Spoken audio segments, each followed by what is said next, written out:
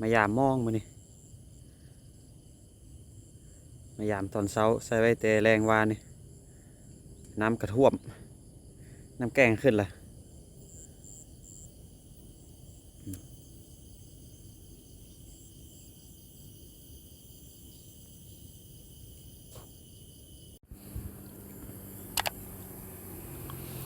ได้อยู่บ่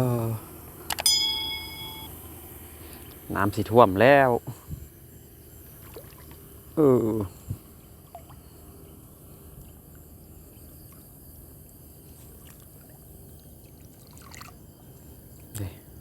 ได้อยู่ปลาสะแงง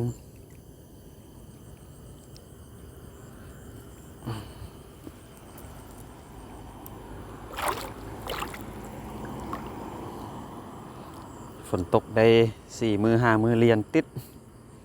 น้ำจนขึ้นได้อยู่ปลาขาว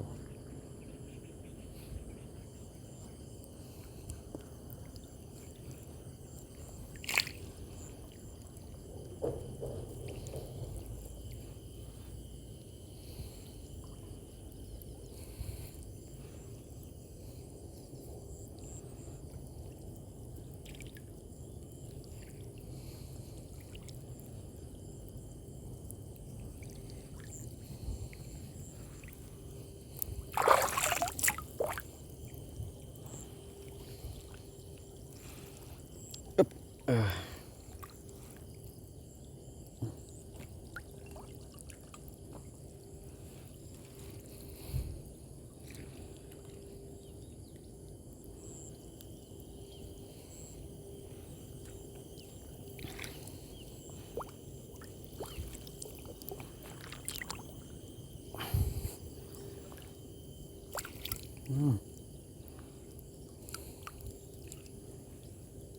พอได้อยู่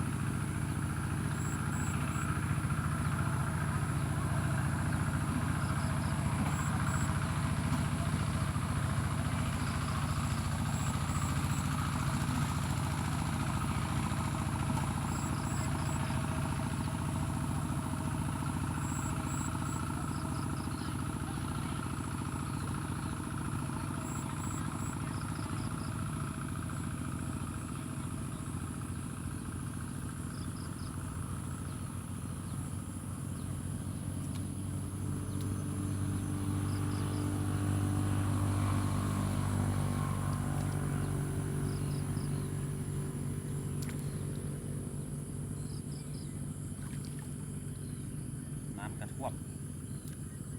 มิดมอง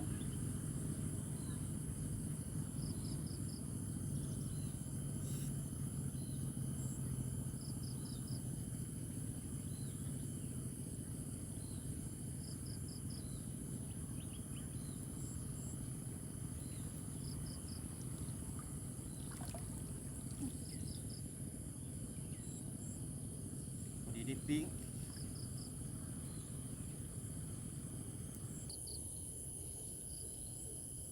ปลายังบ่ทันทึกหลายปานใด ฝนก็เริ่มสีสว่างนี่แหละแต่น้ำแกงยังขึ้นอยู่